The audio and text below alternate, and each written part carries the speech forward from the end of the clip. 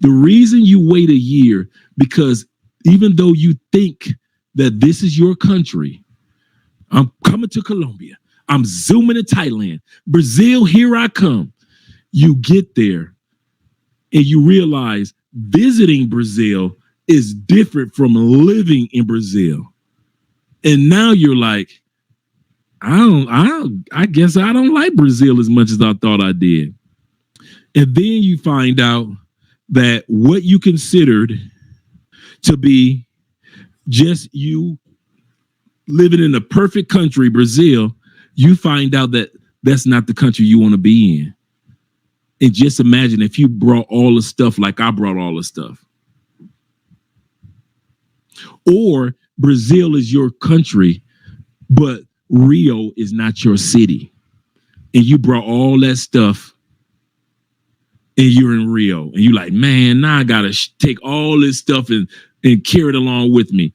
Your first year, I promise you, whatever city that you think is your favorite city, it'll change in that first year. Ask one master teacher who lived in Brazil, then lived in UK, and moved back to Brazil. Ask Austin Holloman. Go ahead. Ask Taylor Made Dreams.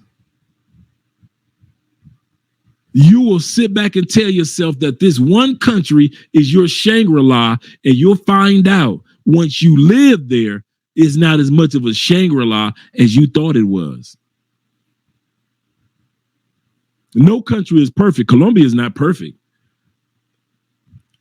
I often tell you guys about me with Medellin. You couldn't tell me nothing about Medellin. Medellin was the closest place to heaven to me. I love thee, Medellin, my country, Medellin, sweet land of liberty. That's how I was with Medellin until I started traveling throughout Colombia. And I realized, Medellin cool, but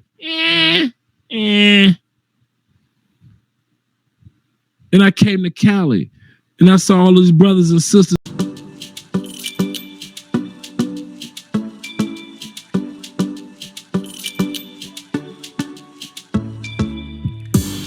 Det var första gången vi möttes. Våra blickar bara möttes. Kommer du ihåg det igen? Kommer du ihåg det igen? Du vill ha icy little fingers. Då du vet det chalas. All in, ingen broms, schackmatt på din vänster hand. Du är så viktig, baby. Ja, du allians. Du är försiktig, baby. Men du gav mig en chans. Det är 50-50, baby. Men det är balans. Jag växlar upp med dig, baby. Ingen annan. Det var fan ingen dans på någon ros innan jag träffade någon som dig. These Afro-Colombians down here in Cali, Colombia. And I saw the energy. It reminded me of New Orleans with the food and the music and the dancing, the salsa.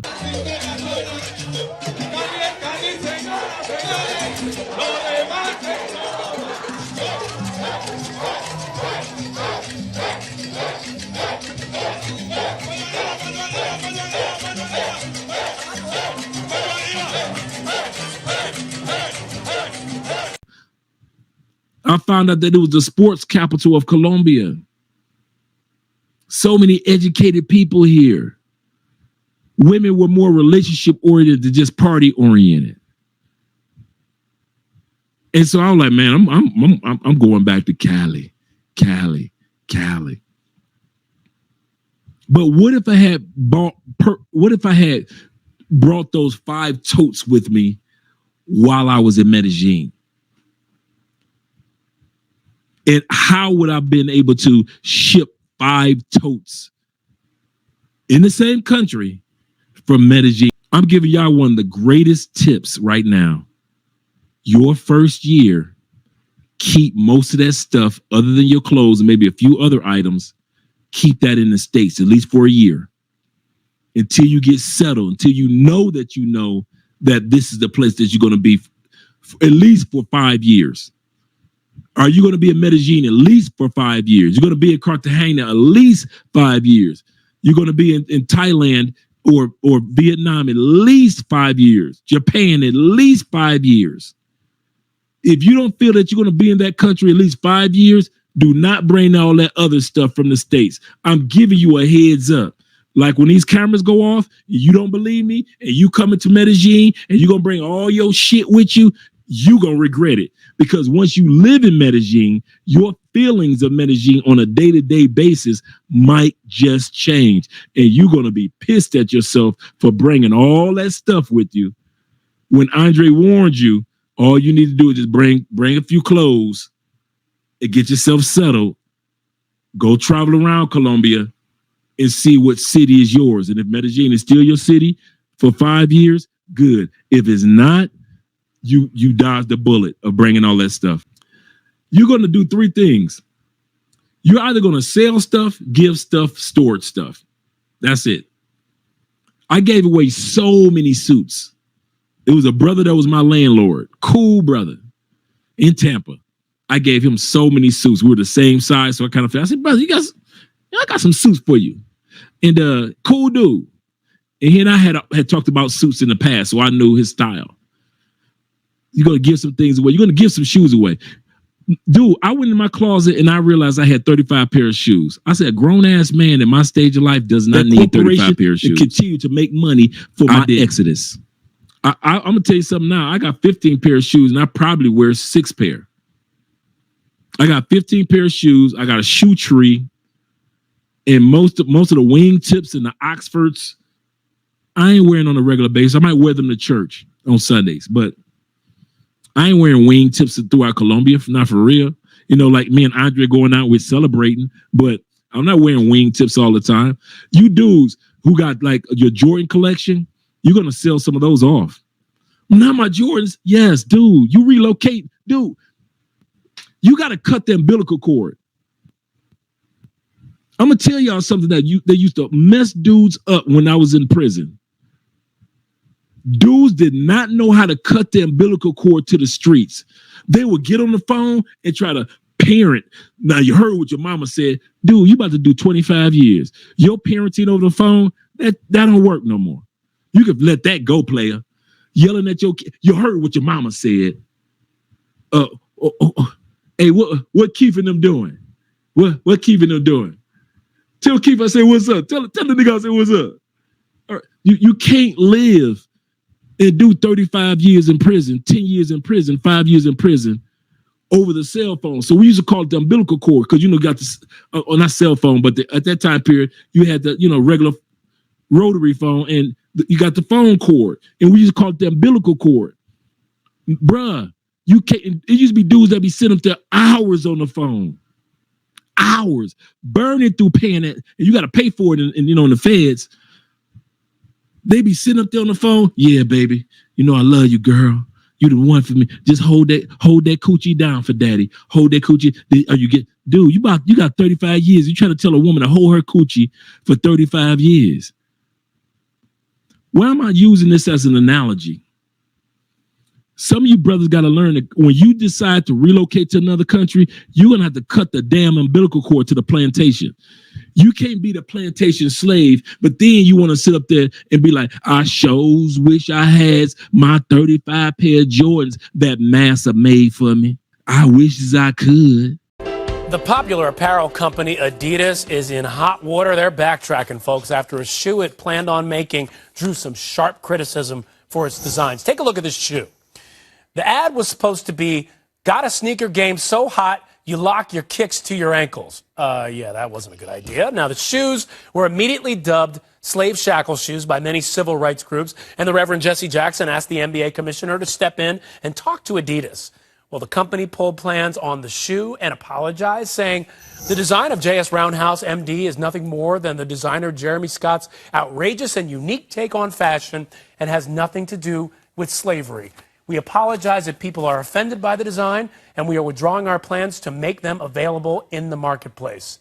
Wow. How could you be so off key? How could you get this so wrong and think that the public would appreciate a design like this? I don't think it was intentional. I think it was, might not have been, but how would you think people would appreciate it? I don't know. And my thing is, in a company like this, it's not as if one guy just says, okay, we're doing this. It's a whole host of people that get involved, and then they're going to have people endorse it, and it's going to go on and on and on. So I think it had to go through about 100 people before it got to this stage. You don't need all that. Some of that stuff that you're going to sell the fuck off. If you're going to move to another country, act like it.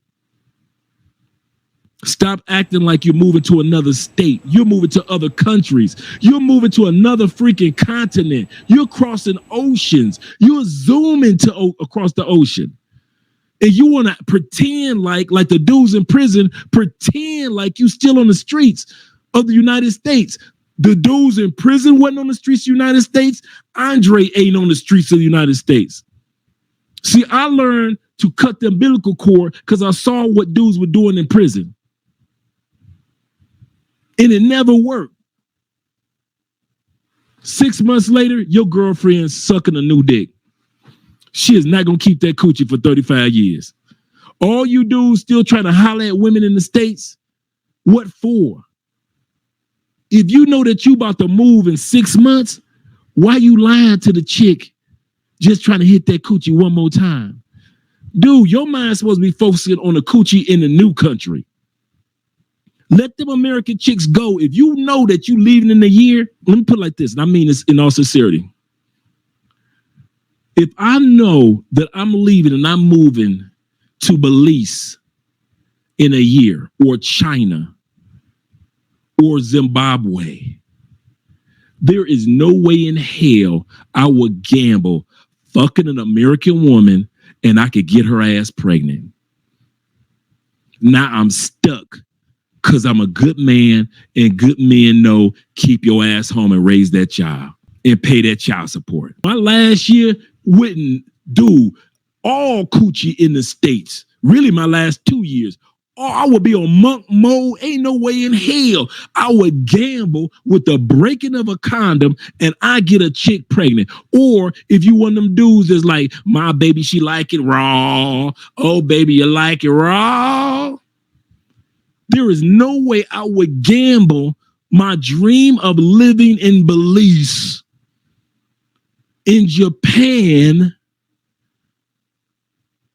in whatever part of the world, and I'm going to fuck it up for some sex, and I got this heifer pregnant, and I had planned on leaving, moving to Colombia in 3 months. That last year ain't nobody getting no dick in the States. I ain't giving nobody. And personally, I was already in a relationship. But let's say I wasn't with Andrea, man, please, wouldn't no female in the States get no dick from me. No phone calls, no text messages. Don't ask me about nothing. Only females that I knew that I was in her friend zone and she was in my friend zone could get a conversation from me in my last year. I wouldn't tip myself to pretend like if I call Keisha and I know how good she sucked dick, I'm like, I want to call her, but I'm gonna call her. I'm going to get this last time in the state. You're a dumbass. You trying to build a new life in another country.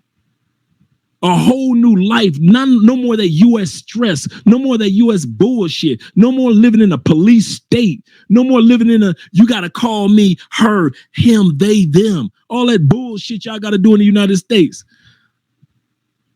All that police brutality. All them politicians that don't even like each other. You trying to get away from that shit. And you decide that you want to sit up there and get a chick pregnant. I ain't fucking none of them chicks in the States. You can have all mine. All of them. All. And I mean, before I met Andrea, y'all can have all them females. Love them as sisters. I love them as sisters. I give them the shoulder church hug. Hey, sister so-and-so. Hey, sister Keisha, how you doing? With the shoulder. I'll give them that, but that's the best they can do for me. Like I said, the only thing that a woman in the States can do for me is point me to the nearest airport. Can you do that, my sister? But you dudes that's gambling, still fucking women in the United States, some of y'all gonna get somebody pregnant or you're gonna get a disease, because especially in Houston, god dang.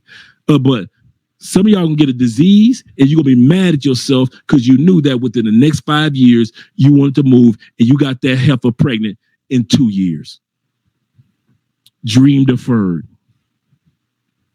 Why is it deferred? Because you know you're a good man and you ain't gonna leave your son or your new daughter behind. So now you're gonna keep your happy ass in the States. Why? Because you got a brand new baby with that brand new baby smell.